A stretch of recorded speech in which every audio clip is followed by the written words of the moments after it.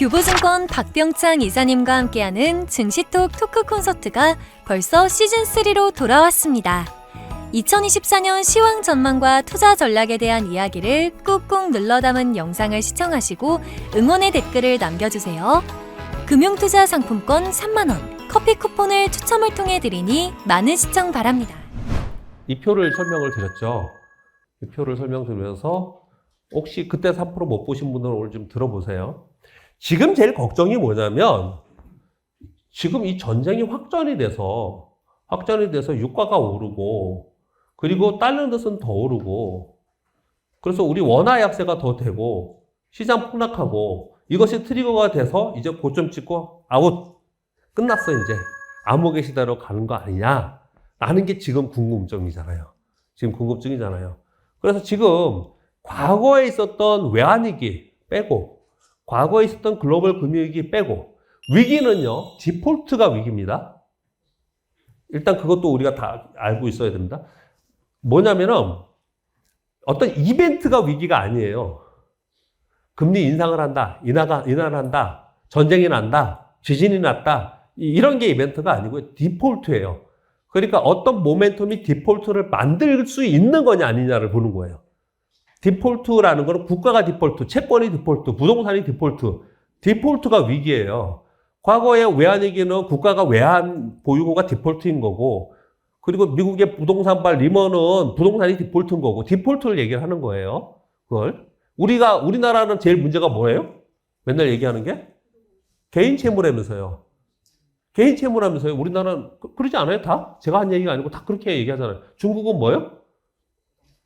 지방정부 부채랑 부동산이라면서요. 그게 디폴트는 아느냐를 계속 보는 거잖아요, 거기는. 근데 우리나라는 개인 채무 얘기를 많이 해요. 우리나라 개인 채무. 근데 우리나라 개인 채무의 디폴트는 안 할 것 같아요. 다행스럽게. 왜냐하면은, 개인 채무의 거의 대부분이 주택담보대출이잖아요. 주택담보대출을, 여기 하신 분들 있으실 수도 있겠지만, 한 50% 정도뿐이 안 해줬죠. 예전에는 80% 막 이렇게 해줬어요. 2금융권, 3금융권에서는 지금 받고 있는 분이 있을지 모르겠는데 1금융권에서 50%뿐이 안 해줬어요. 그 얘기는 집값이 반토막 이상 안 떨어지면 디폴트는 아니잖아요. 물론 살긴 되게 힘들어. 이자 내야 되고 원금 갚아야 되고 살긴 힘든데 거기까지는 안 가죠. 디폴트는 그런 걸 얘기하는 겁니다. 그런 디폴트가 아닌 상황에서 가장 최근에 2022년부터 최근에 한 2, 3년 동안 봤더니 러시아 우크라이나 전쟁 그리고 미국이 빅스텝 인상 그리고 2023년 10월 3일 날 10년물의 수급 왜곡으로 해서 10년물에 폭등했을 때가 있었습니다. 이때 이스라엘 하마스의 분쟁이 있었습니다. 그리고 요번에 이스라엘 전쟁이 있는 거예요. 그럼 이게 지금 전쟁이 껴있잖아요. 근데 이걸 제가 지정한 이유는 이 내용이 중요한 것도 있지만 이때 달러가 급등하고 원화가 급등한 원화 약세가 된 시점이에요. 그래서 이걸 가지고 한번 생각을 해보자라고 제가 이걸 만든 거예요. 짧게 볼게요. 러시아 우크라이나 전쟁 때 달러를 볼게요. 99.4였습니다.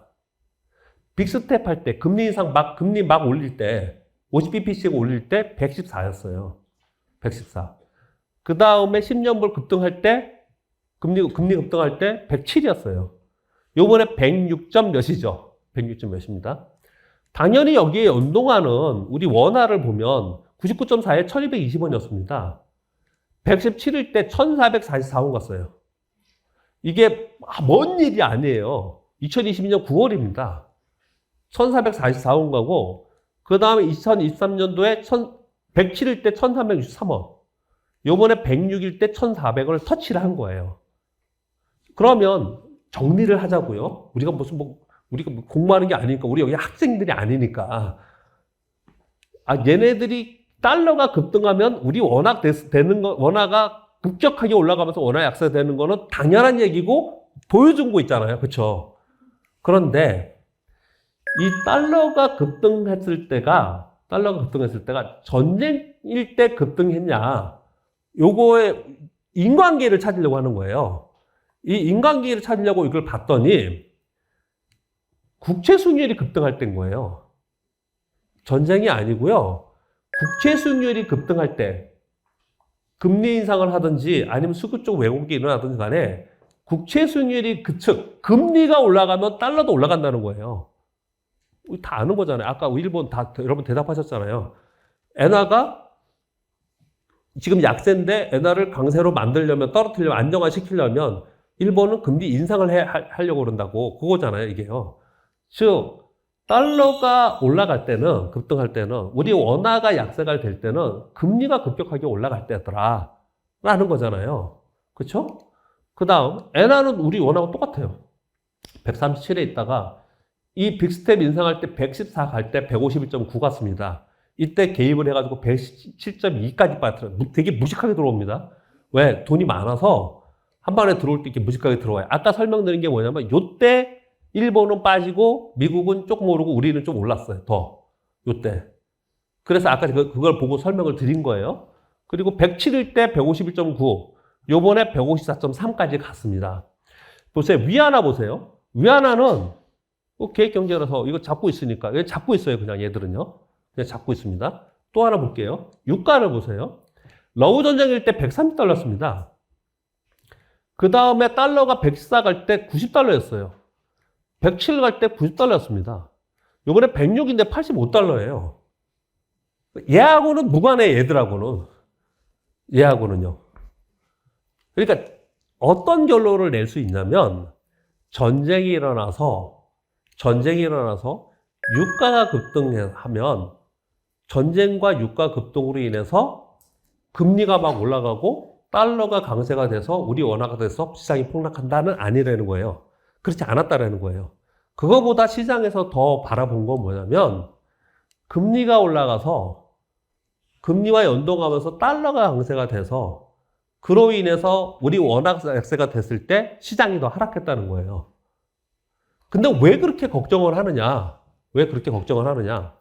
전쟁은 공급망 문제로 인해서 물가 상승의 우려가 있기 때문에 그러는 거예요. 특히 이번에 우리가 더 많이 반응을 하고 더 약세가 된 거는 호르무즈 해협으로 우리나라의 원유를 70% 이상을 가져온다고 하잖아요. 만약에 거기서 전쟁이 나서 우리가 가져오는 유가 급등해버리면 물가가 급등하면서 그러면서 시중 물가가 올라가는 상태에서 우리 금리 인하를 못하고 그래서 이번에 한국은행 총재가 당분간 올해 하반기까지 우리 금리 인하 못할 거다라고 표현을 한 거예요. 이런 걸 얘기를 하면서 즉 전쟁은 공급망 문제로 인한 물가를 건드느냐 안 건드느냐까지만 보자라는 거죠. 지들이 이쪽 호르무즈나 홍해 이쪽에 하지 말고 근데 좀 이해가 안 되는 거는 이스라엘이 이쪽에 있나? 제가 그냥 우리 지도를 볼 때 이스라엘하고 이란이 이렇게 있으면 이란이 쏠려면 중간에 이라크하고 시리아하고 막 이 나라를 다 넘어가야 되잖아요. 그것도 신기하지 않아요? 다 넘어가서 쏴야 되는데 그렇게 해서 맞추고 이렇게 해서 맞추고 막 서로 그러고 있잖아요. 근데 그게 밑으로 말고 지들이 저 시리아 있는 쪽으로 위쪽으로 쏘잖아요. 그러면 이런 문제는 없을 것 같아요. 오히려 이런 문제는 없을 것 같아요. 우리는 전쟁을 볼 때 얘를 건드느냐 안 건드느냐를 보는 게 우리는 주식 투자자니까. 뭐 인륜의 도리상 뭐 이런 거 말고 우리 그런 얘기 말고요. 주식 시장만 바라볼 때는 이걸 건드느냐를 보는 것만 보는 거예요. 근데 다행스럽게 지금 안 움직인다니까요. 유가가 아직 안 움직이고 있어요. 시장이요. 우리 맨날 윌리엄 오닐 얘기를 제가 좋아해서 맨날 얘기하잖아요. 답은 어디서 찾으라고요? 시장에서. 이걸 자꾸 밖에서 변수에서 찾아가지고 시장을 해석하려고 그러면 변수가 너무 어렵습니다. 너무 어려워요. 시장에서는 얘가 안 움직이고 있어요. 얘가 안 움직이고 있습니다. 얘 물가를 건드느냐를 보는 데만 우리는 목적을 갖고 보자. 포커스를 하자라고 말씀을 드리고 싶고요. 그리고 이 물가가 곧 이 물가로 인해서 이후에 금리를 연동시키는 거잖아요. 이 금리가 환율하고 또 같이 연동하는 거잖아요. 결국 얘네들은 근본은 다 물가다. 결국은 물가가 여기서 더 오르느냐 빠지느냐 이게 시장을 전체로 보는데 어느 정도 답을 줄 수가 있을 거라고 보여져요. 근데 뭐 이것저것 저도 그래서 이렇게 많이들 물어봅니다. 물어보는데 물가는 하반기 지금 3.2에서 3.5까지 갔잖아요. 근데 지금 이제 5월, 6월 이렇게 지나면서 3.0 아래로 떨어지는 쪽으로 보는 게 거의 대다수의 생각들을 갖고 있습니다. 그 사이에 변수가 전쟁이 생겼다라고 얘기를 지금 하고 있는 것 뿐이에요. 그렇다면 이 전쟁이 길게 가든 어떻든 간에 유가의 변화가 없으면 물가가 떨어지면 이거는 그냥 끝나는 거예요. 예를 들어서 가장 베스트 시나리오를 얘기해 볼게요. 가장 베스트 시나리오는 미국이 이거 고물가 상태로 계속 가다가는 나중에 시스템 위기가 올 수도 있어. 정말 큰 문제가 올 수도 있어. 그래서 보험적 측면에서 금리 인하를 한번 해야 될 것 같아. 만약에 그런 판단을 했다.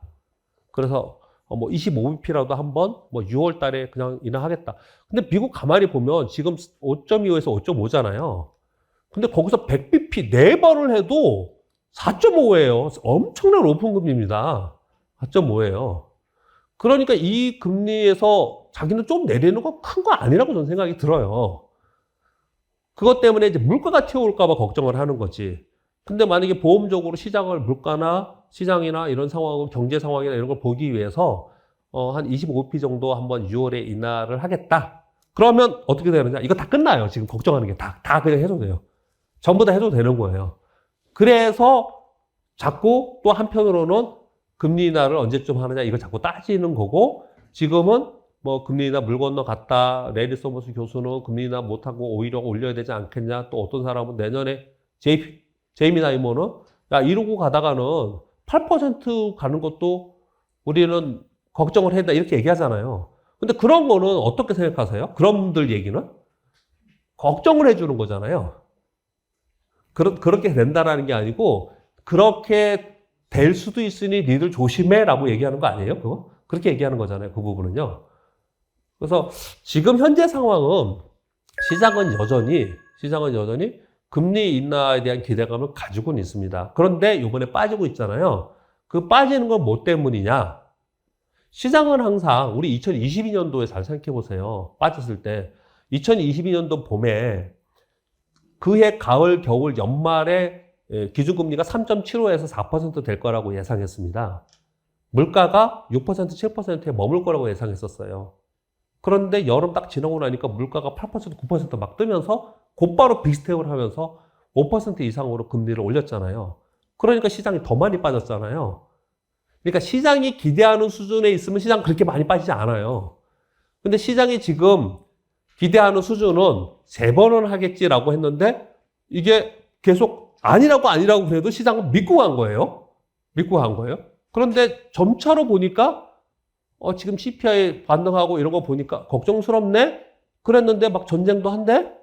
야, 이러면 진짜, 야, 이거 미국 경기 지표 보고 이런 거 봤더니, 야, 이거 진짜 물 건넌 거 아니야? 이게 반영이 되고 있는 거거든요. 그 갭이 있잖아요. 그 갭만큼 빠지는 겁니다. 갭만큼. 올해 전체로는 저는 개인적으로 그 갭만큼 빠졌다가, 저 개인적으로요, 피디님, 갭만큼 빠졌다가 다시 그 금리 인하의 기대감으로 다시 리바운딩 하는 시장으로 보고 있습니다. 일단 3월까지 되게 많이 올라왔잖아요. 실제로 미국이 금리 인하, 우리 여러분 다 아시는 거 있잖아요. 미국이 금리 인하를 본격적으로 하면 시장이 어떨까요? 빠집니다. 빠질 가능성이 훨씬 높아요. 왜요? 이걸 지금 우리 그저께 이렇게 논의하는데 좀 그래도 자기 경제학과 나오신 분인데 이걸 자꾸 이해 못 하더라고요. 왜 이해 못 하냐면 경제를 오는 이론적으로 생각했기 때문에 그래요. 주식시장은 다 먼저 반영하거든요. 이 금리 인하할 거라는 걸 반영하면서 계속 움직여요. 실제로 금리 인하를 하는 거는 경기가 기울어지거나 좋지 않은 상황에서 금리 인하를 하기 시작하거든요. 근데 우리는 금리 인하하면 우리 어떤 형이 저한테 얘기를 하는 거예요. 선배 형이. 금리 인하하면 주식시장이 좋다며. 금리 인상하면 주식시장 빠진다며. 근데 왜 금리 인상 본격적으로 하면 빠진다 그러니? 뭐라는 거야? 뭐 이러는 거죠. 실제로 시장은 금리 인하를 하기 시작을 한다는 거는 경기가 이제 기울어지기 시작하는 걸 반영하면서 먼저 하는 거거든요. 주식시장 훨씬 먼저 움직인다고요. 훨씬 먼저. 그래서 금리 인하를 작년 말과 올해 초부터 제가 교보TV에서 계속 얘기한 거는 올해 금리 인하를 하지 않고 금리 인하 할 거야라고 계속 가는 동안은 안 무너진다. 시장이. 금리 인하를 실제로 하면서 처음에 또 아닐 거라고 저는 생각해요. 두 번째, 세 번째 하면서 실제로 시장은 무너지거나 안 좋아질 가능성이 훨씬 더 높다라고 생각한다라고 여러분께 말씀을 드리고 있는 거예요. 그런데 올해 금리 인상을 진짜로 한 번도 안 할까? 한 번도 안 할까? 이 부분에 대해서는 뭐 지금 다 안 하는 쪽으로 지금 우리 자포자기가 됐잖아요. 그러니까 시장이 자포자기에서 빠져버리잖아요. 그런 개연성이 없지는 않죠. 말씀드린 바와 같이 금리가 훨씬 워낙에 높은 수준에 있고 올해 대선이 있습니다, 미국에. 그래서 금리 인하의 기대감은 시장이 계속 가지고 갈 거라고 생각해요. 그러면 우리가 그냥 이것도 정말 상식적으로 생각을 해보자고요. 우린 기대치가 여기였는데 기대치를 낮추래. 오케이, 나 그만큼 시장이 빠졌어. 근데 그 기대치만큼 왔어요. 근데 그 기대가 완전히 0이 되면 시장은 계속 빠져야지. 그 기대치는 계속 있는 거잖아요. 하반기에 계속 있는 거 아닙니까? 그렇다면 그만큼 빠진 상태에서 그 기대치를 갖고 시장은 다시 움직일 가능성이 훨씬 높다라고 저는 생각을 하는 거예요. 그래서 올해 시장이 대세로 막 빠지고 막 그렇게 심각하게 그렇게까지는 볼 문제는 아니다. 그래서 근데 지수는 많이 올라왔지 않습니까? 미국 얘기하는 거예요. 왜냐면 우리는 올라온 것도 없지만 미국 빠지면 우리도 빠지니까. 그래서 미국이 빠지는 동안에 우리도 우리 반대로 디커플링 될 수는 없기 때문에 지수는 보지 말고 그럼 계속 종목을 보자 이렇게 얘기를 했던 상황이었습니다. 여기까지 설명을 드렸고요. 그래서 요건 뭐냐면 노란색 표시한 거는요. 아까 요 날짜 있죠. 러브 전쟁, 빅스텝 할 때, 그리고 요때 요거 있잖아요. 요때를 표시한 거거든요. 러브 전쟁 때 미국 S&P 500은 올랐습니다. 기억날지 모르지만 올랐을 때요. 요때 빠질 때는 언제냐? 금리를 급등시킬 때예요. 금리를 빅스텝 할 때예요. 요때 빠질 때는 언제냐? 미국 10년 만기 국채 수익률이 급등할 때예요. 그러면 결론 나왔잖아요. 금리에 따라서 움직이는구나. 시장이 금리에 따라서 움직이는구나 하잖아요. 근데 지금 빠졌잖아요. 지금은 금리를 올리지는 않았잖아요. 근데 국채 수익률이 올라가는 거잖아요. 그럼 결론은 또 하나 나오는 거잖아요. 국채 수익률이 안정화되거나 국채 수익률이 떨어지는 상황이 되면 안정화되네요.